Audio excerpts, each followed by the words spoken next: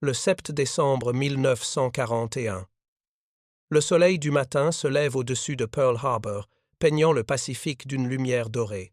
Le commandant Mitsuo Fuchida serre le manche de son Nakajima 5N, tandis que la première vague de bombardiers japonais descend vers la flotte américaine endormie. En quelques secondes, le port tranquille devient un enfer. Des flammes dévorent les cuirassés Arizona, Oklahoma et West Virginia. Plus de 2000 Américains périssent avant même le petit déjeuner. À Tokyo, les dirigeants militaires jubilent. Les journaux titrent « Le jour où le soleil triompha ». Le Japon croit avoir porté le coup fatal détruit la fierté américaine, anéanti sa flotte et brisé sa volonté de combattre. Les chiffres semblent indiscutables. La force aérienne japonaise aligne 70 000 avions, pilotés par des vétérans aguerris de 4 années de guerre en Chine. Les États-Unis, eux, ne disposent que de moins de 3 000 appareils de combat opérationnels. Avant de reprendre, dites-nous d'où vous nous regardez. Et si cette histoire vous touche, assurez-vous d'être abonné parce que demain j'ai préparé quelque chose de vraiment spécial pour vous. Dans ces heures enfumées, les amiraux japonais sont persuadés que l'Amérique ne se relèvera jamais.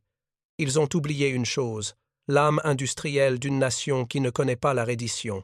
En Californie, loin du chaos du Pacifique, une jeune femme nommée Ruth Keller pousse pour la première fois la porte de l'usine Douglas Aircraft.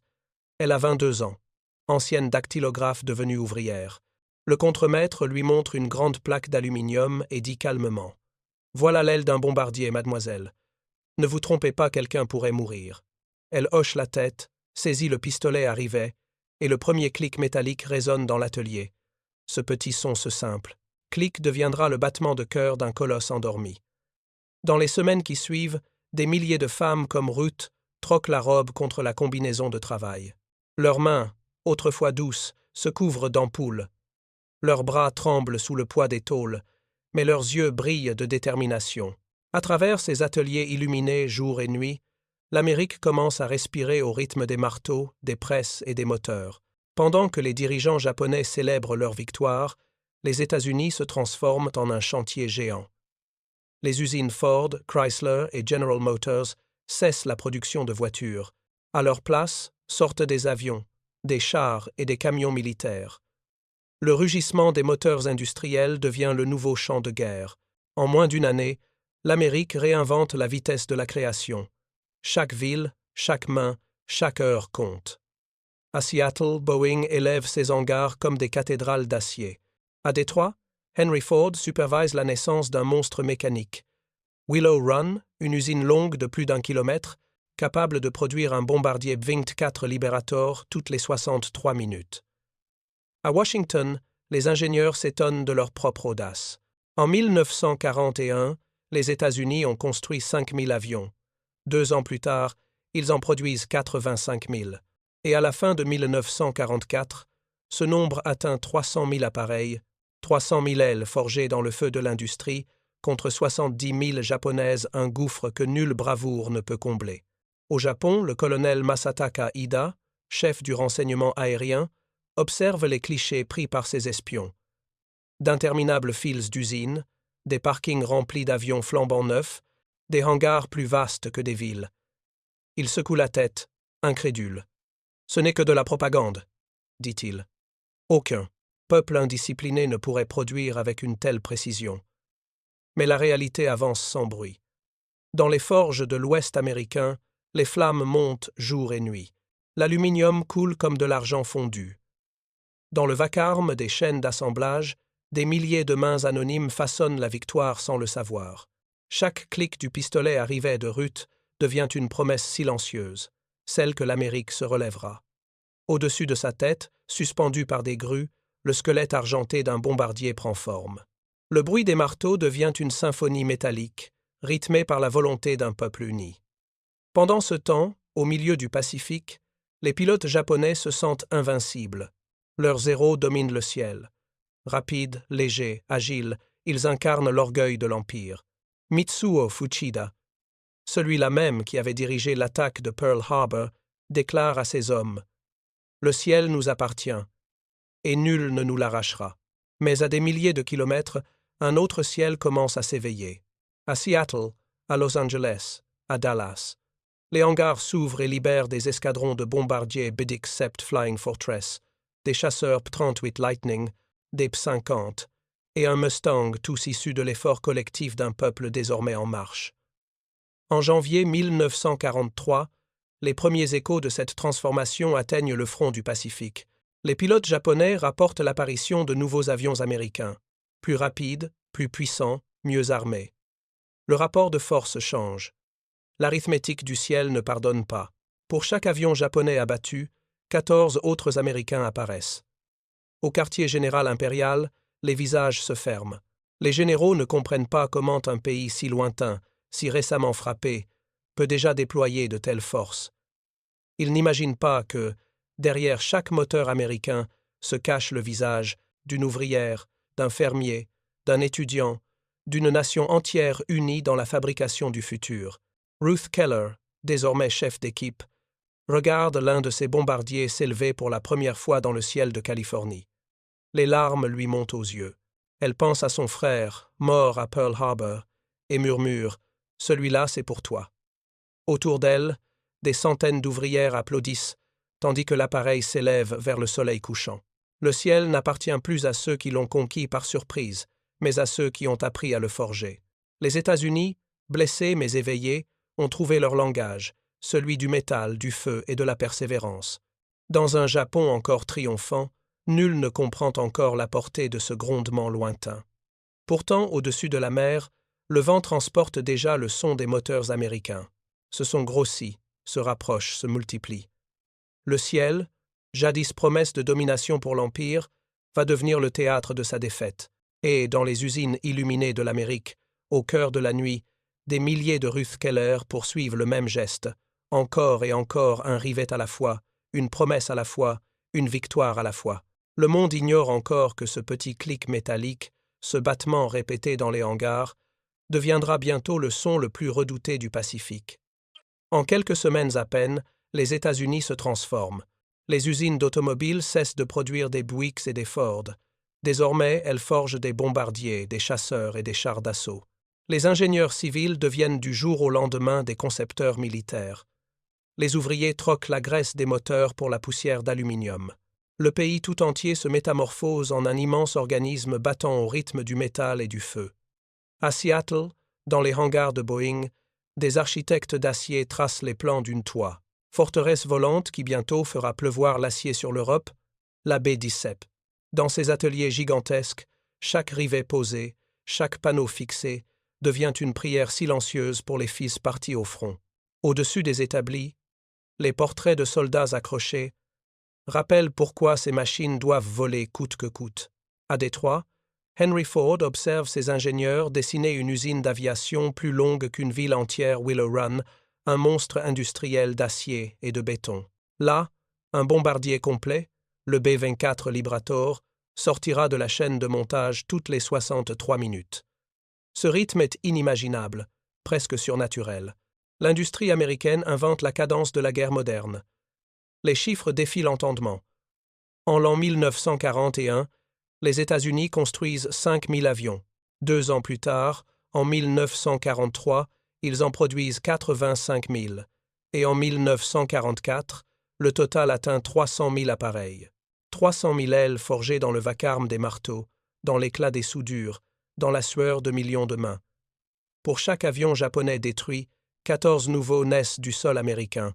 À Tokyo, le colonel Masataka Ida, chef du renseignement aérien, se penche sur les photos de reconnaissance étalées sur sa table.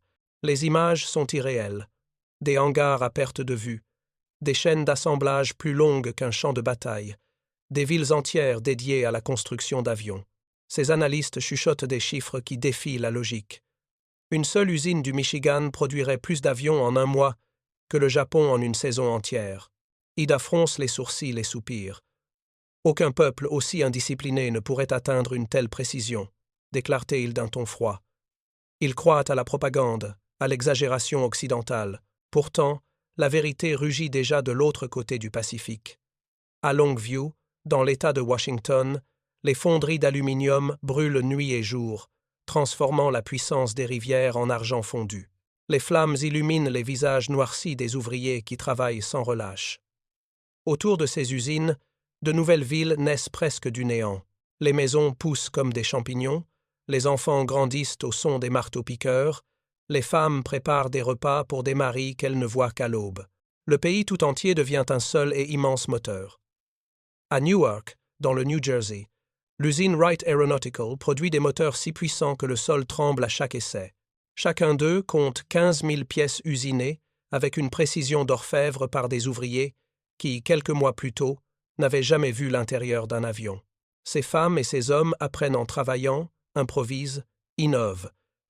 Chaque erreur devient une leçon, chaque réussite un pas de plus vers la supériorité aérienne. Pendant ce temps, à San Diego, Donald Douglas, fondateur de la Douglas Aircraft Company, contemple ces chaînes de montage. Des centaines d'ouvriers, jeunes et vieux, travaillent sous une chaleur étouffante. Les bruits se mêlent, le sifflement des grues, le fracas des tôles, le chant des rivets. Douglas murmure, presque pour lui-même. Nous ne construisons plus des avions, nous construisons la liberté. Cette phrase devient un serment, repris dans les journaux, gravé dans les mémoires. Les États-Unis ne produisent plus seulement des machines. Ils forgent une idée, un idéal, un message d'endurance adressé au monde. Les nuages de vapeur sont les prières des peuples opprimés. Sous le dôme des usines, des milliers de silhouettes se croisent. Certains viennent du Sud, d'autres de New York, d'autres, encore d'Europe, fuyant la guerre pour la combattre autrement. La diversité devient une arme. Les langues se mélangent, mais tous parlent la même phrase. On doit les finir avant la nuit. À Chicago, des universités entières consacrent leurs laboratoires à la recherche aéronautique. On perfectionne les hélices, on améliore les moteurs, on allège les fuselages. Chaque innovation réduit le temps de production. Chaque seconde gagnée rapproche la victoire. Les ingénieurs dorment sur leurs plans, les ouvriers mangent à côté des machines, et les femmes deviennent les nouvelles gardiennes du ciel. La transformation du pays dépasse l'économie, c'est une mutation de l'âme. Le travail devient patriotisme, le bruit devient espoir. Même les enfants comprennent. Leurs dessins d'école représentent des avions, des drapeaux, des ouvriers héroïques. Dans les rues, les affiches proclament « Fais ton devoir construit pour la liberté ». Pendant ce temps, au Japon, les usines restent modestes, artisanales. Les avions y sont assemblés à la main, avec un soin admirable mais lent. Chaque appareil japonais porte la fierté d'un artisan, mais aussi le poids d'un retard impossible à rattraper. Les dirigeants refusent de croire que la puissance industrielle puisse battre le courage. Ils pensent encore que la discipline des pilotes triomphera de la machine. Mais la machine américaine n'est plus un outil, c'est un monstre vivant. Les chaînes d'assemblage ne s'arrêtent jamais. Les lampes restent allumées la nuit entière. Les trains transportent sans cesse des cargaisons d'acier, de cuivre, de caoutchouc. Les femmes remplacent les hommes partis au combat, les adolescents prennent des postes de mécaniciens, et les retraités reviennent offrir leurs mains fatiguées. Nul ne reste inactif. Dans les plaines du Kansas, de nouvelles pistes d'essai apparaissent. Les bombardiers y décollent comme des flèches argentées, testant les limites du ciel. Les pilotes d'essai rapportent leurs impressions, et les ingénieurs corrigent avant même le lever du jour. L'Amérique apprend, s'adapte, s'élève. Peu à peu, le grondement des moteurs devient la bande sonore de la guerre. Les vibrations traversent la terre, les murs, les rêves. À mesure que les jours passent, les nuages se chargent de promesses métalliques. Et quand le Japon finit par comprendre la vérité, il est déjà trop tard. Le ciel du Pacifique n'est plus vide. Il hurle. Des formations d'avions sillonnent les hauteurs, couvrant la mer d'ombres mouvantes. Le tonnerre mécanique qu'ils produisent n'est pas celui de la nature, c'est celui de l'industrie humaine. L'Amérique s'est éveillée. Ses usines sont devenues des cathédrales, ses ouvriers des prêtres, et son hymne de guerre résonne dans chaque marteau, dans chaque rivet, dans chaque moteur allumé. Le monde entier entend ce grondement. C'est le tonnerre de la liberté. Août 1942, les îles Salomon. Le lieutenant-commandant Saburo Sakai, le pilote de chasse le plus respecté du Japon, scrute les nuages à travers la verrière de son Zéro. L'air est lourd de chaleur et de tension. Soudain, il aperçoit quelque chose d'impossible, une formation de bombardiers américains B-10 Sept, Flying Fortress. Des dizaines d'entre eux, volant en formation serrée, imposants, brillant sous le soleil du Pacifique. Ces géants d'acier avancent lentement mais inexorablement, comme une forteresse céleste. Sakai serre les dents et plonge. Son zéro est plus léger, plus rapide, supérieur dans les virages. C'est une machine conçue pour la grâce et la précision. Il appuya sur la détente, certain d'assister à l'explosion familière d'une victoire facile. Mais au lieu de cela, le ciel s'illumine de feu. 13 mitrailleuses de calibre 50 tonnes depuis les bombardiers, tissant un filet de plomb, incandescentes. Les balles sifflent, brisent le verre, lacèrent le métal. La verrière de Sakai éclate, des éclats de verre lui entaillent le visage, le sang brouille sa vue. Son avion tremble, fume, crache de l'huile. Il tire sur le manche, lutte contre la gravité, parvient à s'échapper de justesse. Il survit, mais le ciel qu'il croyait dominer vient de changer de maître. Le lendemain matin, d'autres formations apparaissent, 2 fois plus nombreuses, puis 3 fois. Les pilotes japonais, formés à la discipline et à l'honneur, regardent le ciel avec une incompréhension croissante. Chaque jour, ils en abattent plusieurs. Chaque jour, 2 fois plus reviennent. Les hangars se vident. Les escadrons s'amenuisent. Et pourtant, le flot américain semble sans fin. À Tokyo, dans une salle aux murs tapissée de cartes, le général Hideki Tojo convoque ses officiers. Ses yeux brûlent de colère et d'inquiétude. Comment peuvent-ils en avoir autant? Tonne-t-il. Un silence glacé tombe. Un colonel hésite avant de répondre. Il semble, Excellence, que leurs usines ne s'arrêtent jamais. Le Japon, empire d'artisans et de traditions, se heurte désormais à une machine industrielle sans âme mais implacable. Au début de l'année 1943, toutes les usines japonaises réunies d'Osaka à Nagoya, de Yokohama à Sasebo, ne produisent guère plus de 1500 avions par mois. Les ressources manquent, les moteurs s'usent, les pilotes meurent plus vite qu'on ne peut les remplacer. De l'autre côté du Pacifique, les États-Unis produisent 8000 avions par mois et le chiffre continue de grimper. Mais le pire pour le Japon n'est pas seulement la quantité. C'est la qualité. Les avions qui apparaissent désormais dans le ciel sont différents. Ils sont nés d'une industrie qui apprend, qui adapte, qui se perfectionne sans relâche. À Inglewood, en Californie, les ingénieurs de North American Aviation conçoivent un nouveau chasseur en 102 jours seulement. C'est le P-50 et un Mustang, un pur sang d'aluminium. Ses ailes fines, son moteur Rolls-Royce Merlin, lui permettent d'escorter les bombardiers américains sur toute la distance jusqu'à Tokyo et de revenir sans se poser. Sa vitesse et sa portée changent les règles du jeu. Les pilotes japonais, autrefois les maîtres du ciel, se retrouvent traqués par des chasseurs qu'ils ne peuvent ni semer ni battre. Sur les mers du Pacifique, un autre prédateur fait son apparition, le F-6F Hellcat. Conçu pour affronter le légendaire Zéro, il en devient le cauchemar. En moins d'1 an, il renverse le rapport de force. À chaque bataille aérienne, les Hellcats abattent les avions japonais par douzaines. Ce n'est plus une guerre du courage, mais une guerre d'arithmétique. Les pilotes japonais combattent toujours avec bravoure. Leurs manœuvres restent précises, leurs attaques audacieuses. Mais chaque victoire leur coûte trop cher. Un pilote perdu, c'est une expérience envolée, irremplaçable. Les jeunes recrues qui les remplacent n'ont ni les réflexes, ni la formation de leurs aînés. Beaucoup meurent dès leur première mission. Dans les ateliers de Tokyo, les ouvriers travaillent jour et nuit. Les bombardements deviennent plus fréquents, les matériaux plus rares. Le cuivre, l'aluminium, le caoutchouc, tout manque. On récupère les casseroles des foyers, on fond les cloches des temples. Malgré les sacrifices, la production ne suffit pas. Pendant ce temps, en Amérique, les usines tournent 24 heures sur 24. Le bruit des marteaux et des rivets résonne dans tout le pays. Dans une petite ville de l'Ohio, une femme nommée Margaret Turner aligne des boulons sur un convoyeur. Elle a 30 ans, 3 enfants, un mari au front. Chaque fois qu'elle fixe une pièce d'aile, elle murmure « Tiens bon, Tom ». Elle ne le sait pas, mais le bombardier sur lequel elle travaille survolera bientôt le Pacifique. Peut être même le ciel de Tokyo. Ce lien invisible entre la maison et la guerre, entre la main d'une femme et le destin d'un empire, incarne la puissance industrielle américaine. À Rabaul, Saburo Sakai, encore marqué par ses blessures, reprend le combat. Il décolle avec une escadrille réduite à 4 appareils. Autour de lui, les visages sont jeunes, trop jeunes. Certains n'ont pas 20 ans. Ils n'ont connu que la défaite et les flammes.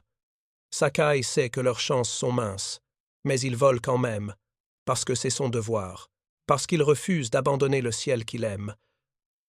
Lorsqu'ils atteignent les nuages, le rugissement lointain des moteurs se fait entendre. Une centaine de bombardiers B-17, escortés par des Mustangs, approchent. Le soleil se reflète sur les fuselages argentés. Le spectacle est presque beau, terriblement beau et effrayant. Sakai pousse la manette, plonge une dernière fois dans le combat. Le ciel devient une fournaise. Les traînées de fumée s'entrecroisent. Les carcasses en flammes tombent dans la mer. Pour chaque avion japonais abattu, une dizaine d'autres apparaissent. En fin d'après-midi, le silence retombe. Le ciel appartient désormais à l'Amérique. À Tokyo, un rapport arrive sur le bureau du général Tojo. Les chiffres sont clairs. L'ennemi produit désormais 20 fois plus d'avions que l'Empire. Aucun plan, aucune stratégie ne peut inverser cette réalité. La guerre du ciel est perdue. Et pourtant, malgré la défaite qui approche, un sentiment demeure, celui d'avoir été témoin d'une transformation sans précédent. Le Japon avait cru dominer le ciel, mais c'est l'industrie, et non le courage, qui a redessiné les frontières du possible. Lorsque la nuit tombe sur les îles Salomon, Saburo Sakai regarde le ciel rougeoyant, les nuages teintés de sang et de feu. Il murmure « Nous avons volé avec honneur ». Puis il rentre, le cœur lourd. Il comprend enfin que le ciel qu'il défendait n'appartient plus aux hommes, mais aux machines qu'ils ont créées. Préparer et raconter cette histoire nous a pris beaucoup de temps. Alors, si vous l'appréciez, abonnez-vous à notre chaîne, cela compte énormément pour nous. Maintenant, retournons à l'histoire. Printemps de l'an 1944. Depuis Saipan jusqu'aux Philippines, les opérateurs de radar japonais signalent des phénomènes qu'ils ne peuvent expliquer. Leurs écrans s'emplissent de signaux multiples, trop d'échos à la fois. 100, 200, puis 400 avions américains, arrivant simultanément de plusieurs directions, une nuée d'acier et de feu qui avale le ciel. Les officiers se regardent, incrédules. Comment défendre un empire contre une tempête? Comment abattre le vent? Sur un aérodrome calciné des îles Marshall, le général Korechika Hanami marche lentement entre les carcasses fumantes. Autour de lui, les héros gisent dans la poussière, ailes repliées, tordus comme des origamis brisés. L'odeur du kérosène et de la cendre emplit l'air. Il s'arrête devant un hangar effondré, observe le spectacle du désastre et murmure à son aide « Même si nous en construisons 10 000 autres, cela ne changera rien. » Ces mots, prononcés presque en silence, résonnent plus fort que les bombes. Ils sont la reconnaissance d'une vérité inéluctable. Le Japon a perdu la guerre de la production. Le Japon possède 70 000 avions, un nombre impressionnant sur le papier, mais beaucoup sont obsolètes. La plupart sortent de petits ateliers où des artisans assemblent les pièces à la main, où les peintres appliquent la couleur au pinceau, où chaque appareil est une œuvre d'orgueil national. Ces avions sont nés de la passion, mais la passion seule peut pas rivaliser avec les chaînes de montage américaines. Car en face, les États-Unis ne construisent pas seulement des avions, ils les reproduisent à l'infini. Dans d'immenses usines automatisées, les convoyeurs tournent sans interruption. Les soudeurs, les ingénieurs, les ouvriers, les femmes en salopette, tous participent à une symphonie industrielle, où chaque marteau, chaque rivet, chaque étincelle sculpte la victoire. En Californie, les lignes de production Douglas ronronnent jour et nuit. À Seattle, Boeing assemble les géants du ciel. À Détroit, les anciennes usines de Ford fabriquent désormais des bombardiers au lieu de berlines. L'Amérique entière est devenue une forge, et chaque battement de marteau envoie une onde jusqu'à Tokyo. Dans son bureau du ministère de la Guerre, le général Hanami reçoit les derniers rapports. Le ton des messages n'a plus rien de triomphal. On parle désormais de pertes, d'épuisement, de désespoir. Les pilotes manquent d'essence, les moteurs s'usent. Les aéroports sont détruits plus vite qu'on ne peut les réparer. Pendant ce temps, de l'autre côté du Pacifique, les statistiques américaines défient l'imagination. 8 000 avions produits chaque mois, puis 10 000. Chaque bombardier B-29 Superfortress qui quitte une usine américaine transporte 6 tonnes de bombes. Mais derrière chacun de ces colosses volants, il y en a des centaines d'autres prêts à le remplacer. La puissance américaine ne repose pas seulement sur les hommes, mais sur une mécanique collective qui ne s'arrête jamais. À Tokyo, les ingénieurs japonais travaillent encore avec courage. Ils améliorent le zéro, expérimentent de nouveaux modèles, rêvent d'un avion à réaction. Mais ils savent, au fond d'eux, que ces efforts ne suffiront pas. Les matières premières s'épuisent, l'aluminium manque, le pétrole devient un trésor plus précieux que l'or, les convois maritimes sont coulés avant même d'atteindre les ports. Dans les écoles, les enfants apprennent désormais à reconnaître le bruit des B-29. Ils savent que ce grondement, d'abord lointain, devient le rugissement de la mort. Leurs instituteurs leur expliquent comment se cacher dans les abris, comment prier, comment survivre à la prochaine nuit de feu. Et au-dessus d'eux, chaque jour, les traînées blanches s'allongent, se multiplient. Ces lignes de vapeur sont devenues les cicatrices du ciel. Au début du printemps, les habitants de Nagoya lèvent les yeux. Le ciel semble strié de routes blanches. Des centaines de bombardiers passent lentement au-dessus d'eux, si haut qu'on ne distingue que des points brillants. Pourtant, quelques heures plus tard, la terre tremble et le feu tombe. Les usines s'effondrent, les maisons s'enflamment, les visages se couvrent de suie et de larmes. La guerre est devenue une équation, et le Japon est en train de la perdre. Dans les montagnes du Honshu, un jeune ingénieur nommé Haruto Ishikawa contemple les ruines de son atelier. Il se souvient du jour où il avait commencé à construire son premier avion avec une poignée de collègues et un outillage rudimentaire. Il croyait alors servir un empire invincible. Aujourd'hui, il ne reste que des tôles tordues et un silence de cendres. Il comprend soudain que son travail, son dévouement, tout cela n'a pu rivaliser avec l'immensité industrielle de l'ennemi. Pendant ce temps, en Amérique, les ouvrières continuent de chanter dans les usines. Ruth Keller, la même jeune femme qui avait pris le rivet dans le premier acte, serre une nouvelle pièce de métal contre une aile géante. Elle ne pense plus seulement à la guerre, mais à l'après. Chaque coup de marteau résonne comme une promesse de victoire et de paix. Dans les bureaux du Pentagone, les généraux observent les cartes. Le ciel du Pacifique n'est plus contesté. Les radars japonais sont aveugles, leurs pistes criblées de bombes. Les escadrilles américaines planifient désormais leurs vols sans craindre d'opposition. Ce qui autrefois était un combat d'ailes et de manœuvres est devenu une marche mécanique, inarrêtable. Hanami le sait. Il regarde la carte du Pacifique accrochée au mur, les îles rouges marquées d'une croix. Sa main tremble. Chaque croix est une perte, une base, un régiment, un rêve. Il pense au jeune pilote qu'il a envoyé mourir, au visage fier des premiers jours de guerre. Il comprend que la grandeur d'un empire ne suffit pas à vaincre les mathématiques. La guerre moderne n'est plus celle des samouraïs. Elle appartient à ceux qui savent produire. Dans les nuits de Tokyo, les sirènes d'alerte deviennent le fond sonore du quotidien. Les habitants courent vers les abris. Les mères serrent leurs enfants. Le grondement des moteurs approche. Un bourdonnement qui enfle, se transforme en tonnerre. Puis la lumière blanche, aveuglante, et le feu. Les B-29 lâchent leurs bombes comme des chutes de pluie ardente. Le vent emporte les cendres vers la mer. À mesure que les jours passent, même les plus fervents croyants du destin impérial commencent à douter. Dans les villages, les vieillards murmurent que les dieux se sont tus. Dans les écoles, les enfants n'écrivent plus des poèmes de gloire, mais des prières de survie. Et pourtant, les avions continuent de venir, encore et encore.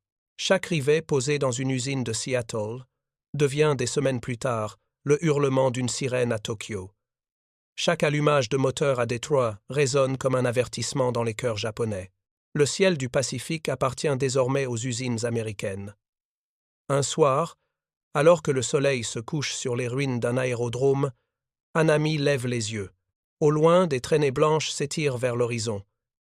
Il murmure « Le ciel n'est plus à nous ». Et dans ce silence, le Japon comprend enfin que la défaite n'est pas seulement militaire, elle est mathématique, une addition de chiffres, de tonnes, de moteurs, de mains. Une guerre que l'honneur seul ne pouvait pas gagner. Mars, 9e jour de l'an 1945. La nuit s'étend sur Tokyo comme une mer d'encre. L'air est épais, sans vent, suspendu dans une attente étrange. Les habitants dorment à moitié, bercés par l'illusion d'un calme précaire. Puis, soudain, le ciel s'allume. 334 bombardiers américains B-29 franchissent la côte japonaise. Ils viennent du ciel noir, luisants comme des spectres d'acier. Leur mission porte un nom: Opération Meeting House. Ce n'est pas une attaque contre des forteresses ou des bases militaires. C'est une offensive contre la ville elle-même, contre ses maisons, ses rues, ses habitants. Chaque avion transporte des bombes incendiaires, conçues non pour percer le métal, mais pour consumer le bois et la chair.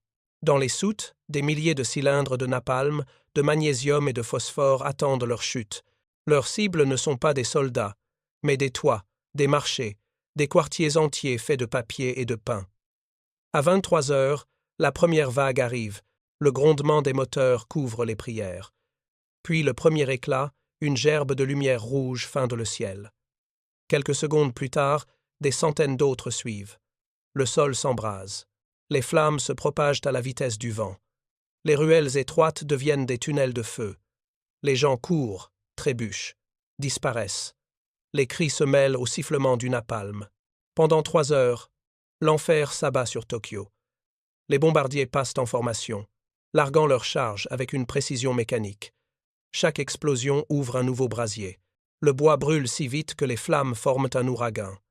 L'air lui-même prend feu, des tourbillons incandescents, aspirent les gens, les voitures, les toits. Des mères serrent leurs enfants. Des pères cherchent à fuir vers les rivières, mais les ponts s'effondrent, les eaux bouillonnent sous la pluie de cendres. À l'aube, Tokyo n'est plus qu'une plaine de braise. 100 000 civils gisent sans vie. 1 million d'autres sont sans abri. Les rizières alentours sont recouvertes de suie et de corps. Les pompiers creusent avec des pelles pour retrouver les restes. Mais il n'y a plus rien à sauver. Au quartier général impérial, les généraux observent les rapports avec stupeur. Ce n'est plus une défaite, c'est une humiliation. Une tempête de feu née des machines qu'ils avaient jadis qualifiées d'inférieures. Ils avaient cru que l'esprit japonais, l'honneur du samouraï, compenserait la puissance industrielle américaine. Mais ce matin-là, le soleil se lève sur un Japon consumé par sa propre fierté.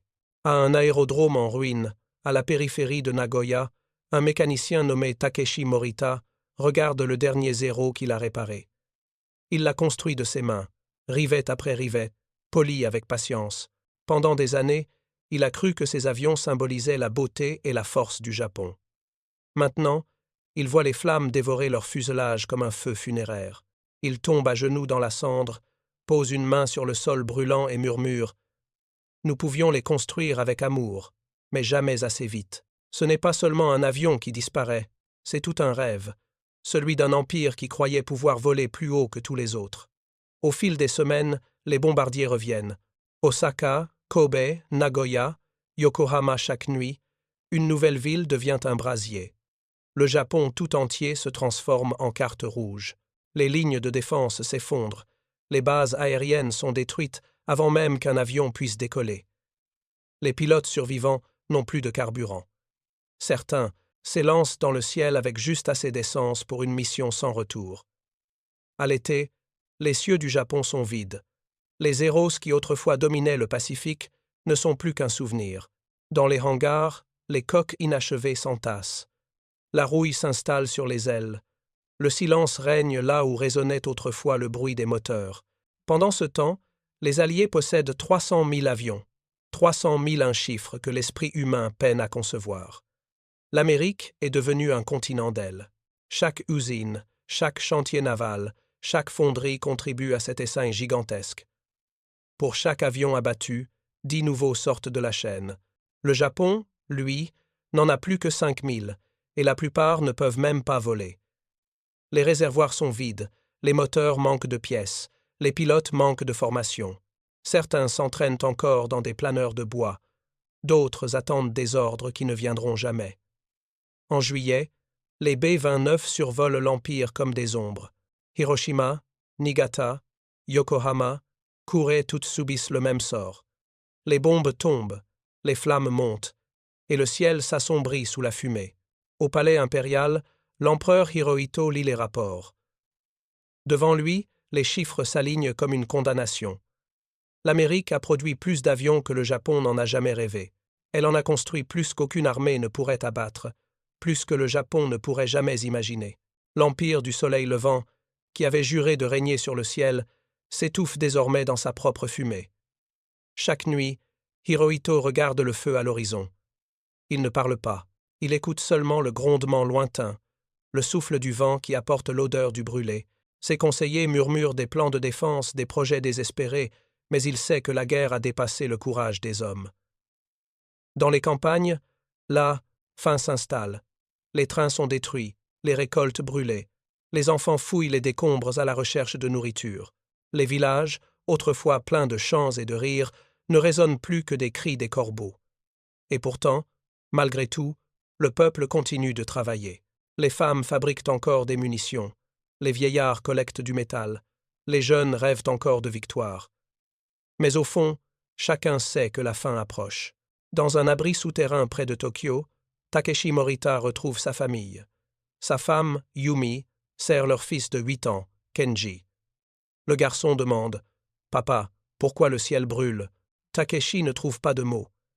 Il regarde le feu rouge danser à l'horizon et comprend que le Japon qu'il a connu n'existe plus. Dans les semaines suivantes, la pluie de feu se poursuit. Le 10e jour de mars, le 15e jour de mai, le 20e jour de juin, chaque date devient une cicatrice dans la mémoire du pays. Les flammes ne distinguent ni soldats ni civils. Les temples, les écoles, les hôpitaux, tout est consumé. Le Japon, jadis symbole d'artisanat et de perfection, n'est plus qu'un champ de ruines. Et dans ces ruines, une vérité s'impose. La guerre moderne n'est pas gagnée par le courage, mais par la production.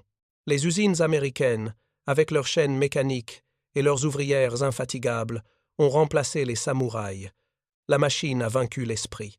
À Los Angeles, dans une salle d'assemblage de Boeing, Ruth Keller, celle qui autrefois avait appris à manier le rivet, lève les yeux vers une aile de bombardier fraîchement montée. Elle n'imagine pas les flammes qu'elle provoquera à l'autre bout du monde. Elle pense seulement à la victoire, à la fin de la guerre, au retour des soldats. Son geste est simple, mais il fait partie d'une force qui dépasse tout ce qu'un seul être humain peut concevoir. Au même moment, dans un bureau de Washington, le général Curtis LeMay signe un nouvel ordre: intensifier les bombardements. Il veut briser le Japon avant même que les troupes ne débarquent. Il ordonne d'utiliser le feu comme une arme de persuasion. Et le feu obéit. En août, les flammes cèdent la place à quelque chose de plus terrible encore. 2 avions Enola Gay et Boxcar décollent, porteurs d'un secret que même la plupart des soldats ignorent.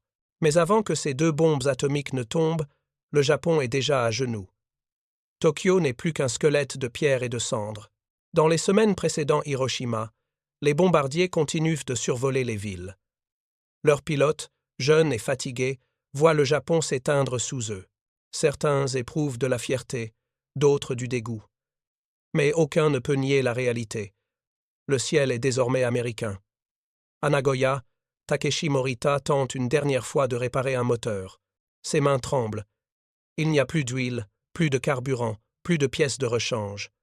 Alors il s'arrête, pose la clé anglaise sur la table et reste assis dans le silence. Autour de lui, les flammes s'élèvent à nouveau. Dans une lettre qu'il n'enverra jamais, il écrit « Nous avons cru que le courage suffisait. Nous avons oublié que les machines ne dorment pas. Nous avons bâti chaque avion comme une prière. Mais nos prières ont été noyées sous le bruit des usines ennemies. Le feu tombe encore, inlassable, jusqu'à ce qu'il ne reste plus rien à brûler. Les montagnes elles-mêmes semblent pleurer de cendres. Les rivières se teintent de noir. Les temples s'effondrent. Et dans ce silence brûlé, le Japon contemple sa propre fin. À la mi-juillet, un dernier rapport arrive au palais impérial. Le pays ne dispose plus que de quelques centaines d'avions opérationnels. Les généraux parlent de lancer des missions suicides, des attaques désespérées. Mais même les kamikazes ne peuvent plus décoller. Il n'y a tout simplement plus assez de carburant. Alors l'empereur Hirohito se lève. Pour la première fois depuis le début de la guerre, il parle avec une voix humaine, non divine. Il dit simplement « Le feu venu du ciel a purifié notre orgueil ». Quelques semaines plus tard, il enregistrera son message de reddition, celui que tout le Japon écoutera dans un silence absolu. Mais cette nuit du 9 mars, celle où le feu tomba du ciel, restera à jamais le symbole de la fin. Ce n'était pas seulement la destruction d'une ville, c'était la chute d'une idée, celle qu'un empire pouvait triompher par la volonté seule. À l'aube du 10 mars, alors que les cendres volent encore dans le vent, Takeshi Morita marche dans ce qu'il reste de Tokyo. Les rues qu'il connaissait ont disparu. Il passe devant une école réduite à des murs noircis, un temple effondré, un pont tordu au-dessus d'une rivière de débris. Puis il lève les yeux. Dans le ciel clair, il distingue une formation lointaine d'oiseaux métalliques. Ils volent vers le nord, majestueux et indifférents. Il ferme les yeux et murmure. Le ciel n'appartient plus aux dieux. Il appartient aux hommes qui ont appris à le fabriquer. Et tandis que le vent soulève la poussière des ruines, le Japon comprend enfin que sa défaite n'est pas seulement militaire, ni même morale. Elle est le résultat d'une équation implacable, celle de la matière contre l'esprit, du nombre contre le rêve. L'empire du soleil levant s'était imaginé éternel, mais cette nuit-là, dans le feu tombé du ciel, il découvrit que même le soleil pouvait brûler. Le 15 août 1945. Le Japon capitule. La radio nationale diffuse une voix tremblante, celle de l'empereur Hirohito. Pour la première fois, son peuple l'entend parler directement. Dans les maisons, les usines détruites, les abris souterrains, des millions de Japonais s'agenouillent, le front contre le sol. Le vent chaud de l'été souffle à travers les ruines, portant les derniers échos d'une guerre qui a dévoré le monde. Le silence s'installe, lourd, irréel, presque sacré. Pendant près de 4 ans, le Japon a vécu dans un tumulte incessant le rugissement des moteurs, le sifflement des bombes, le crépitement des flammes. Mais ce matin-là, il n'y a plus rien. Aucun avion ne déchire le ciel. Aucun ordre n'est crié. Seul le bourdonnement faible des radios demeure, comme le souffle d'un géant mourant. Les mots de l'empereur sont simples, mais ils pèsent comme du plomb. Nous devons endurer l'insupportable. Dans les semaines qui suivent, les premiers soldats américains foulent le sol japonais. Ce sont des hommes jeunes, la plupart âgés de 20 ou 21 ans, venus d'Ohio, du Kansas, de Californie, des États qu'aucun Japonais n'avait jamais entendu nommer avant la guerre. Mais ces soldats ne sont pas que des combattants. Parmi eux se trouvent d'anciens ouvriers, des ingénieurs, des mécaniciens ceux-là même qui avaient fabriqué les 300 000 avions qui remplirent autrefois les cieux du Pacifique. À Nagoya, un groupe d'officiers américains visite les ruines de l'usine d'avions Mitsubishi. Le sol est noirci, les poutres effondrées, les hangars tordus comme des feuilles brûlées. Là où jadis des milliers d'ouvriers martelaient le métal, il ne reste que des carcasses de zéro fondues dans la poussière. Le colonel James Whitmore, ancien ingénieur de Boeing, marche lentement entre les décombres. Il s'arrête devant une chaîne de montage figée dans le temps, un fuselage à moitié assemblé, encore suspendu sur ses supports. Il murmure, presque pour lui-même, « Voilà ce que la guerre fait, elle transforme le génie en cendres. » À quelques kilomètres de là, un homme du nom de Takeshi Morita, ancien mécanicien de l'armée impériale, erre dans les ruines. Ses mains portent encore les cicatrices laissées par les rivets et le feu. Il trouve une aile d'avion calcinée, la touche doucement. Sur le métal fondu, il reconnaît la marque qu'il avait gravée des années plus tôt, un simple TME, ses initiales. Il s'agenouille, ferme les yeux et murmure. Nous avons construit ces ailes avec tout notre cœur, mais le cœur seul ne gagne pas contre le tonnerre des machines. Les rues de Tokyo ressemblent à un autre monde. Des enfants marchent pieds nus entre les gravats, ramassant des morceaux de métal pour en faire des jouets. Les rizières, jadis vertes, sont couvertes de débris. Les temples, les écoles, les hôpitaux, tous témoignent du feu tombé du ciel. Pourtant, dans cette désolation, un étrange calme s'installe. Les Japonais, accablés mais vivants, commencent à reconstruire, pierre par pierre, le squelette de leur pays. Les soldats américains, eux, observent avec un mélange de respect et de culpabilité. Certains avaient volé au-dessus de ces mêmes villes, larguant des bombes sans jamais voir les visages en dessous. L'un d'eux, le sergent Robert Miller, ancien ouvrier à l'usine Douglas en Californie, tient un carnet. Dans ses pages, il avait noté, en 1942, le nombre de rivets posés chaque jour sur les bombardiers Bedixept, environ 1200. Il regarde maintenant les ruines et murmure. Chaque rivet. C'était une promesse de victoire. Mais je n'ai jamais pensé à ceux qui étaient de l'autre côté. Dans un monastère près de Kyoto, un vieux moine écrit une phrase sur un parchemin.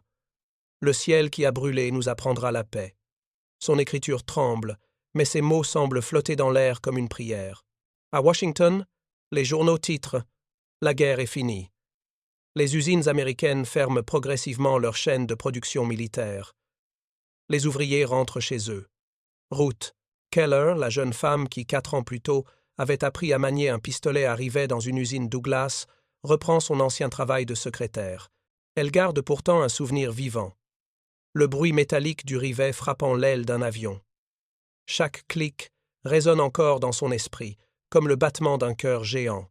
Un jour, elle reçoit une lettre d'un correspondant militaire basé à Tokyo. Il lui envoie une photo. On y voit un petit garçon japonais jouant avec un modèle réduit d'avion fabriqué à partir de débris. Le soldat écrit simplement « Peut être que vos avions ne servent plus à détruire, mais à rêver. » Ruth pleure doucement. Pendant ce temps, au Japon, les usines autrefois dédiées à la guerre sont transformées. Mitsubishi commence à produire des machines agricoles. Nakajima devient Subaru. Kawasaki construit des locomotives. Les mêmes mains qui avaient forgé des instruments de mort forgent désormais des outils de vie. Les marteaux résonnent de nouveau, mais cette fois, c'est pour rebâtir, non pour détruire. Dans les airs, là où s'étaient affrontés des milliers d'avions, règne désormais un silence presque divin. Les oiseaux reviennent, les nuages voguent sans peur. Les pilotes survivants des deux camps se souviennent des visages ennemis qu'ils n'ont jamais connus. Saburo Sakai, l'âge japonais blessé en 1942, écrit dans ses mémoires « Nous volions dans le ciel de la guerre, mais c'est le ciel de la paix qui nous manquait le plus. » À San Diego, Donald Douglas, fondateur de l'entreprise Douglas Aircraft, regarde les derniers avions militaires quitter ses hangars. Il déclare à ses employés « Nous avons appris à produire la victoire, il est temps maintenant d'apprendre à produire la paix. » Mais la paix n'efface pas la mémoire. À Tokyo, les survivants se rassemblent pour prier. À Hawaï, sur le site de Pearl Harbor, familles américaines déposent des fleurs dans l'eau. Le cercle de la guerre se referme lentement, reliant les victimes et les vainqueurs dans un même silence. L'année suivante, en 1946, des avions américains survolent le Japon non plus pour bombarder, mais pour distribuer de la nourriture et des médicaments. Les enfants lèvent les yeux vers le ciel et ne fuient plus. Certains crient « Avion, avion !» et agitent les bras. Ce sont des gestes simples, mais dans ces cris se cache une renaissance. Les années passent. En 1950, Tokyo reconstruit ses gratte-ciel. Les usines d'avions deviennent des symboles de technologie et d'innovation. Le pays, brisé mais invaincu, renaît des cendres du feu tombé du ciel. Et les États-Unis, autrefois ennemis, deviennent alliés, unis par le commerce, la science et la mémoire. Dans un musée de guerre, un vieil homme américain contemple une photo. Un hangar en ruine à Nagoya, pris juste après la reddition. À côté de lui, un visiteur japonais regarde la même image. Aucun mot n'est échangé, mais leurs regards se croisent. L'un voit la victoire, l'autre la perte, et dans ce silence partagé, ils comprennent qu'ils contemplent la même histoire. Des décennies plus tard, un jeune étudiant japonais trouve un morceau d'aluminium dans une plaine près d'Osaka. C'est un fragment d'avion, poli par le temps. Il le garde sur son bureau, non comme un trophée, mais comme un rappel. Les avions ne sont pas faits pour détruire, mais pour relier les cieux. Et ainsi, le Japon, le pays qui un jour rêva de dominer les airs, devient celui qui les comprend le mieux. Dans ses aéroports, les avions décollent paisiblement, porteurs de touristes, d'artistes, d'ingénieurs. Chaque décollage est un acte de rédemption. Le monde, lui, continue d'apprendre. Les historiens rappellent les chiffres 300 000 avions construits par les États-Unis, 70 000 par le Japon. Mais derrière ces nombres se cachent des millions d'âmes, des larmes, des prières et un seul espoir, que le ciel reste silencieux. Le soleil se lève sur Tokyo, 20 ans après la fin de la guerre. Les grues de construction remplacent les colonnes de fumée. Les enfants vont à l'école, les trains partent à l'heure, les avions survolent la ville sans crainte. Le pays du soleil levant, autrefois englouti dans le feu, renaît dans la lumière, et quelque part dans le murmure du vent, on pourrait presque entendre le dernier écho de la guerre s'effacer remplacé par le battement doux d'un monde qui a enfin appris à voler sans se brûler. Ensuite, 2 autres histoires exceptionnelles vous attendent à l'écran. Si celle-ci vous a touché, vous ne voudrez pas manquer les suivantes. Cliquez et allez les découvrir. Et n'oubliez pas de vous abonner et d'activer la cloche de notification pour ne rater aucune de nos prochaines vidéos.